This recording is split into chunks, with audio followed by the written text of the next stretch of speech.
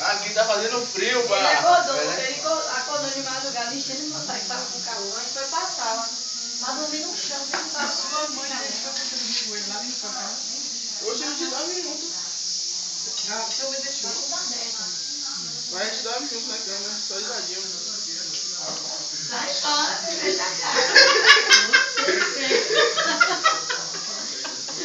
Mentira, que nem eu. É meio besta, ela vai fazer pra mãe dela pegar ela, mas eu acho que ela já aceitou muito, deixa ela dormir lá. E tem gente que não aceita, tem mãe que não aceita. Já sabe, né? Mas tudo lá mesmo.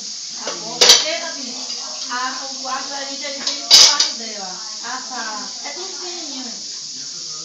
Tem 2 quartos lá? Tem 2 quartos.